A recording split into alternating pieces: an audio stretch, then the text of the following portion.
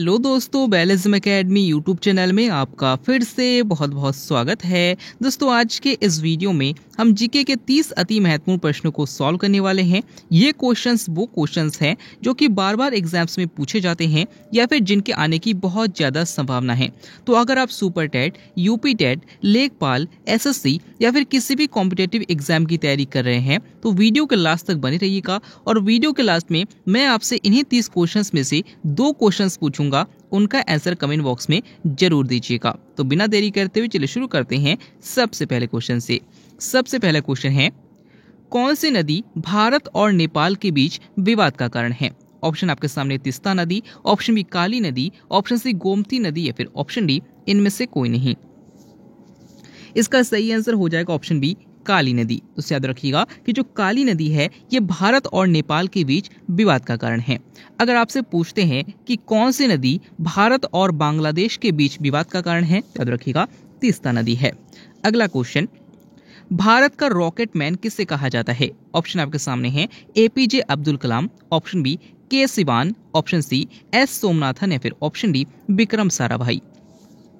इसका सही आंसर हो जाएगा ऑप्शन बी के सिवान। दोस्तों याद रखिएगा कि भारत का रॉकेट मैन के सिवान को कहा जाता है। और अगर आपसे पूछा जाता है कि भारत का मिसाइल मैन किसे कहा जाता है, याद रखिएगा एपीजे अब्दुल कलाम को कहा जाता है। अगला क्वेश्चन, जनगणना किस अनुच्छेद में वर्णित है? ऑप्शन आपके सामने अनुच्छेद 246, ऑप्शन में अनुच्छेद 368, ऑप्शन सी अनुच्छेद 168 या फिर ऑप्शन डी अनुच्छेद 352।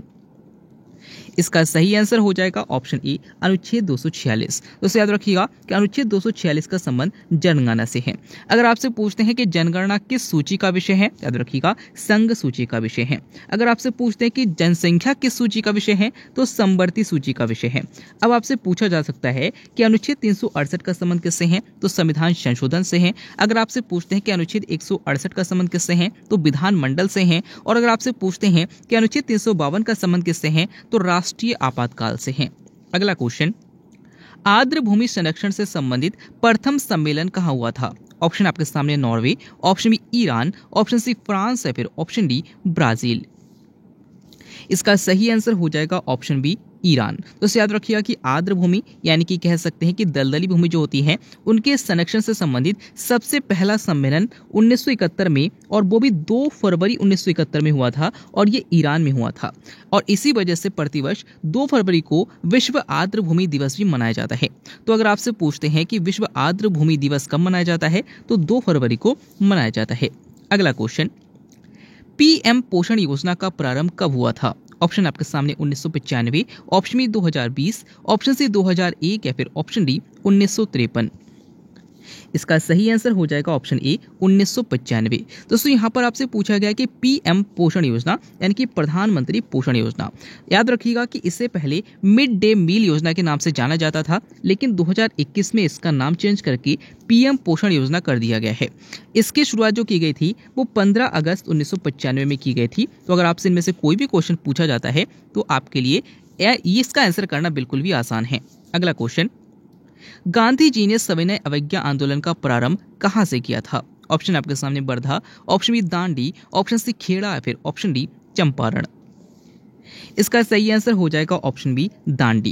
दोस्तों आप सभी को पता है कि गांधी जी ने सबसे पहले दांडी मार्च शुरू किया था, उसके बाद सविनय अवज्ञा आंदोलन को ही शुरू कर दिया था। और ये जो घटना हुई थी वो 1930 में हुई थी। तो अगर आपसे पूछते हैं कि गांधी जी ने सविनय अवज्ञा आंदोलन कहां से प्रारंभ किया था तो दांडी से किया था। अगर आपसे पूछते हैं कि गांधी जी ने सबसे पहला आंदोलन कौन सा चलाया था, याद रखिएगा चंपारण आंदोलन चलाया था। अगला क्वेश्चन, महात्मा गांधी को बापू की उपाधि किसने दी थी? ऑप्शन आपके सामने है Rabindranath Tagore, option B Subhash Chandra Bose, option C पंडित जवाहरलाल नेहरू या फिर ऑप्शन डी विंस्टन चर्चिल। इसका सही आंसर हो जाएगा ऑप्शन सी पंडित जवाहरलाल नेहरू। तो याद रखिएगा कि महात्मा गांधी को बापू की उपाधि जो दी गई थी वो पंडित जवाहरलाल नेहरू के द्वारा दी गई थी। अगर आपसे पूछते हैं कि महात्मा गांधी को महात्मा की उपाधि किसने दी थी तो रविंद्रनाथ टैगोर ने दी थी। अगर आपसे पूछते हैं कि महात्मा गांधी को राष्ट्रपिता की उपाधि किसने दी थी तो सुभाष चंद्र बोस ने दी थी। और अगर आपसे पूछते हैं कि महात्मा गांधी को अर्धनग्न फकीर किसने कहा था तो विंस्टन चर्चिल ने कहा था। अगला क्वेश्चन, सूर्य का दीप्तिमान सतह क्या कहलाता है? ऑप्शन आपके सामने कोरोना, ऑप्शन बी प्रकाश मंडल, ऑप्शन सी वर्ण मंडल या फिर ऑप्शन डी इनमें से कोई नहीं। इसका सही आंसर हो जाएगा ऑप्शन बी प्रकाश मंडल। दोस्तों जो सूर्य होता है इसका कौन सा दीप्तिमान सतह होता है, यानी कि कौन सा दिखाई देने वाला भाग होता है, तो वो प्रकाश मंडल होता है। इंपॉर्टेंट क्वेश्चन है, याद रखिएगा। अगला क्वेश्चन, रत्नागर किस महासागर का उपनाम है? ऑप्शन आपके सामने प्रशांत महासागर, ऑप्शन बी अटलांटिक महासागर, ऑप्शन सी हिंद महासागर या फिर ऑप्शन डी अंटार्कटिक महासागर। इसका सही आंसर हो जाएगा ऑप्शन सी हिंद महासागर। तो याद रखिएगा कि हिंद महासागर को ही अर्ध महासागर या फिर रत्नागर भी कहा जाता है। अगला क्वेश्चन, इंदिरा पॉइंट को अन्य किस नाम से जाना जाता है? ऑप्शन आपके सामने है Parson point, option B Pygmalion point, option C उपयुक्त दोनों या फिर ऑप्शन डी जवाहर पॉइंट। इसका सही आंसर हो जाएगा ऑप्शन सी उपयुक्त दोनों। दोस्तों आप सभी को पता है कि भारत का जो दक्षिणतम बिंदु है वो इंदिरा पॉइंट है और इंदिरा पॉइंट को ही पार्सन्स पॉइंट या फिर पिगमेलियन पॉइंट कहा जाता है। तो कभी कभी आपसे पूछा जाता है कि भारत का दक्षिणतम बिंदु कौन सा है, तो आपके सामने इंदिरा पॉइंट का ऑप्शन ना देकर पार्सन्स पॉइंट या फिर पिगमेलियन पॉइंट का ऑप्शन दिया जा सकता है। आपसे गलत नहीं होना चाहिए। अगला क्वेश्चन, भारत के कितने राज्य हिमालय को स्पर्श करते हैं? ऑप्शन आपके सामने 5, ऑप्शन बी 10, ऑप्शन सी 17 या फिर ऑप्शन डी 9। इसका सही आंसर हो जाएगा ऑप्शन बी 10। दोस्तों याद रखिएगा कि भारत के 10 राज्यों की जो सीमा लगती है वो हिमालय से लगती है। अगर आपसे पूछते हैं कि भारत के कितने राज्यों की सीमा विदेशी देशों से लगती है, तो 17 राज्यों की सीमा विदेशी देशों से लगती है। अगला क्वेश्चन, अशोक मेहता समिति ने पंचायत को कितने स्तर पर लागू करने की सिफारिश की थी? ऑप्शन आपके सामने 2, ऑप्शन बी 3, ऑप्शन सी 4 या फिर ऑप्शन डी 6।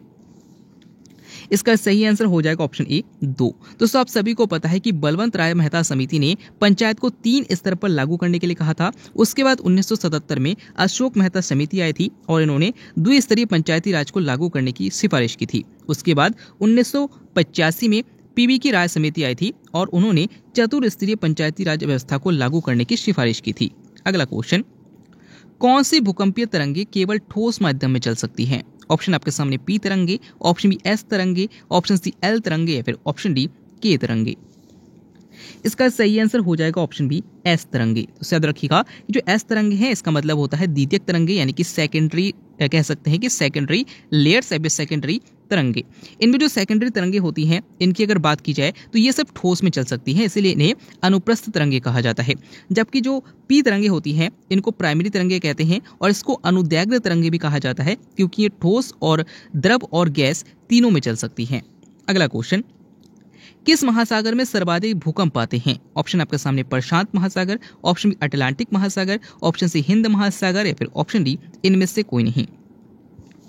इसका सही आंसर हो जाएगा ऑप्शन ए प्रशांत महासागर। तो याद रखिएगा कि प्रशांत महासागर सबसे बड़ा महासागर है और सबसे गहरा महासागर भी है, और याद रखिएगा कि इसी में सबसे अधिक भूकंप आते हैं। अगला क्वेश्चन, संविधान सभा के संवैधानिक सलाहकार कौन थे? ऑप्शन आपके सामने हैं Pandit Jawaharlal Nehru, option B doctor Bhimrao Ambedkar, option C Thakur Das Bhargava या फिर ऑप्शन डी बेनेगल नरसिम्हा राव। इसका सही आंसर हो जाएगा ऑप्शन डी बेनेगल नरसिम्हा राव। तो याद रखिए कि बेनेगल नरसिम्हा राव को शॉर्ट में BN राव भी कहा जाता है और संविधान सभा के जो संवैधानिक सलाहकार थे वो BN राव यानी कि बेनेगल नरसिम्हा राव थे। अगर आपसे पूछा जाता है कि संविधान सभा का प्रारूप किसने तैयार किया था, तो बेनेगल नरसिम्हा राव ने किया था। अगर आपसे पूछा जाता है कि भारतीय संविधान का पहला प्रारूप किसने तैयार किया था, तो बेनेगल नरसिम्हा राव ने ही किया था। अगला क्वेश्चन, अनुच्छेद 19 को भारतीय संविधान की आत्मा किसने कहा है? ऑप्शन आपके सामने है Thakur Das Bhargava, option B Pandit Jawaharlal Nehru, option C doctor Bhimrao Ambedkar या फिर ऑप्शन डी इनमें से कोई नहीं। इसका सही आंसर हो जाएगा ऑप्शन बी पंडित जवाहरलाल नेहरू। तो याद रखिएगा कि अनुच्छेद 19 में प्रेस की स्वतंत्रता का उल्लेख है और भारतीय संविधान की आत्मा पंडित जवाहरलाल नेहरू ने अनुच्छेद 19 को कहा है। यहीं पर अगर आपसे पूछा जाता है कि डॉक्टर भीमराव अम्बेडकर ने भारतीय संविधान की आत्मा किसे कहा है, तो याद रखिएगा अनुच्छेद 32 को कहा है। अगर आपसे पूछते हैं कि प्रस्तावना को भारतीय संविधान की आत्मा किसने कहा है, तो याद रखिएगा ठाकुर दास भार्गव ने कहा है। तो इन तीनों क्वेश्चन में बहुत ज्यादा कंफ्यूजन होता है, याद रखिएगा।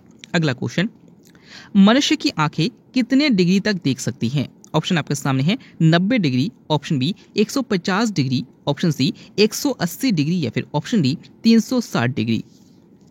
इसका सही आंसर हो जाएगा ऑप्शन बी 150 डिग्री। दोस्तों जो हमारी आंखें होती हैं, आंखों की बात करें तो हम इस सतह से इस सतह तक देख सकते हैं, हम बिल्कुल कह सकते हैं कि 180 डिग्री तक नहीं देख सकते हैं।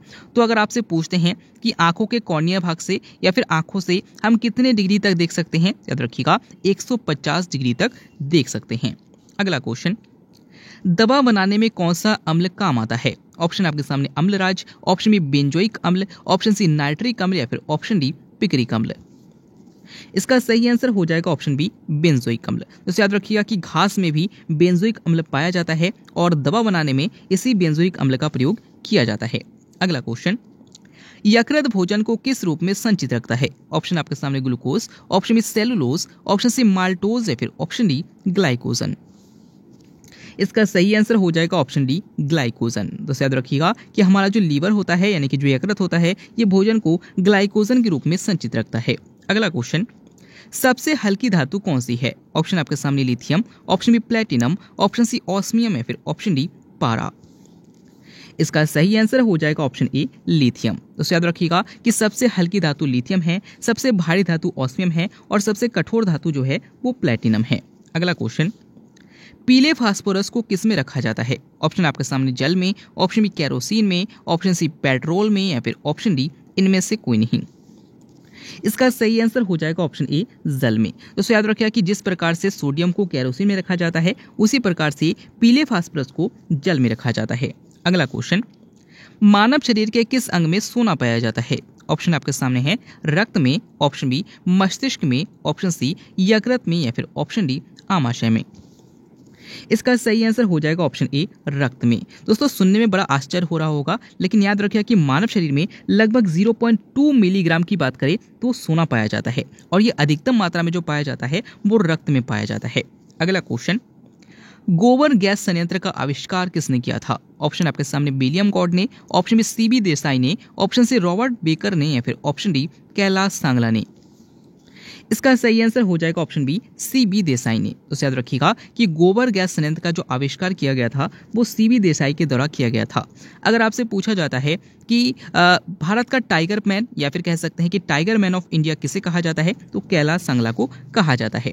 अगला क्वेश्चन, कृत्रिम सिल्क किसे कहा जाता है? ऑप्शन आपके सामने rayon, option B nylon, option C fabric या फिर ऑप्शन डी इनमें से कोई नहीं। इसका सही आंसर हो जाएगा ऑप्शन ए रेयन। दोस्तों याद रखिएगा कि रेयन को ही कृत्रिम सिल्क भी कहा जाता है। नेक्स्ट क्वेश्चन है, सिगरेट लाइटर में कौन सी गैस होती है? ऑप्शन आपके सामने propane, option B methane, option C butane या फिर ऑप्शन डी कार्बन डाइऑक्साइड। इसका सही आंसर हो जाएगा ऑप्शन सी ब्यूटेन। तो याद रखिएगा कि सिगरेट लाइटर में ब्यूटेन गैस होती है। अगला क्वेश्चन, नेक्स्ट क्वेश्चन है, इंसुलिन में कौन सी धातु पाई जाती है? ऑप्शन आपके सामने लोहा, option B zinc, option C magnesium या फिर ऑप्शन डी कैल्शियम। इसका सही आंसर हो जाएगा ऑप्शन बी जिंक। तो याद रखिएगा कि जो इंसुलिन हार्मोन है ये हमारे अग्न्याशय ग्रंथि यानी कि पैनक्रियास से निकलने वाला एक हार्मोन होता है और इसमें जिंक धातु पाई जाती है।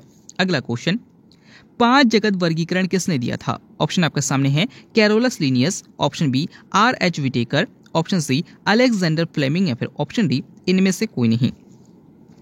इसका सही आंसर हो जाएगा ऑप्शन बी R.H. विटेकर। तो याद रखिएगा कि R.H. विटेकर ने जंतु जगत को या फिर कह सकते हैं कि जीव जगत को 5 जगत में वर्गीकृत किया था। इसमें सबसे पहले मोनिरा, फिर प्रोटिस्टा, फिर फंजाई, फिर प्लांटी और फिर एनिमिलिया। इस प्रकार से 5 जगत में इसको वर्गीकृत किया था।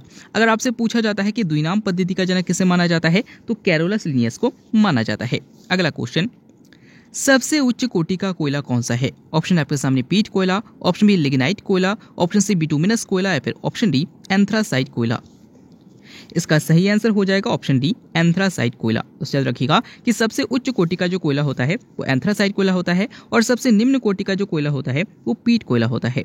अगर आपसे पूछा जाता है कि भूरा कोयला किसे कहा जाता है, तो लिग्नाइट को कहा जाता है। अगला क्वेश्चन, जनसंख्या का महाविभाजक वर्ष किसे कहा जाता है? ऑप्शन आपके सामने है 1951, ऑप्शन बी 1921, ऑप्शन सी 1931 या फिर ऑप्शन डी 2001। इसका सही आंसर हो जाएगा ऑप्शन बी 1921। तो याद रखिएगा कि जनसंख्या का महाविभाजक वर्ष 1921 को कहा जाता है और अगर आपसे पूछते हैं कि जनसंख्या का लघु विभाजक वर्ष किसे कहा जाता है तो 1951 को कहा जाता है। अगर आपसे पूछते हैं कि पहली जातीय आधारित जनगणना कब हुई थी, याद रखिएगा 1931 में हुई थी। अगला क्वेश्चन, बांग्ला महोत्सव का आयोजन कहाँ किया जाता है? ऑप्शन आपके सामने Meghalaya, option B Manipur, option C Mizoram या फिर ऑप्शन डी नागालैंड। इसका सही आंसर हो जाएगा ऑप्शन ए मेघालय। तो याद रखिएगा कि बांग्ला महोत्सव का जो आयोजन किया जाता है वो मेघालय में किया जाता है। इसी प्रकार से अगर आपसे पूछा जाता है कि कचाई लेमन फेस्टिवल कहाँ मनाया जाता है तो मणिपुर में मनाया जाता है। तो दोस्तों यहाँ पर हमारे 30 क्वेश्चन कंप्लीट होते हैं। अब इन्हीं 30 क्वेश्चंस में से मैं आपसे 2 क्वेश्चन पूछूंगा, उनका आंसर आपको कमेंट बॉक्स में बताना है। जिनमें सबसे पहला क्वेश्चन आपके सामने ये है कि इंसुलिन में कौन सी धातु पाई जाती है, और दूसरा क्वेश्चन आपके सामने ये है कि किस महासागर में सर्वाधिक भूकंप आते हैं। दोनों क्वेश्चन का आंसर बिल्कुल ईमानदारी से कमेंट बॉक्स में कीजिएगा। साथ ही साथ आज का वीडियो आपको कैसा लगा और आज के वीडियो में आपके कितने क्वेश्चन सही हुए कमेंट बॉक्स में जरूर बताइएगा। वीडियो अच्छा लगा हो तो एक अच्छा सा कमेंट जरूर कीजिएगा। मिलते हैं अगले वीडियो में, तब तक के लिए देखते रहिए, सीखते रहिए।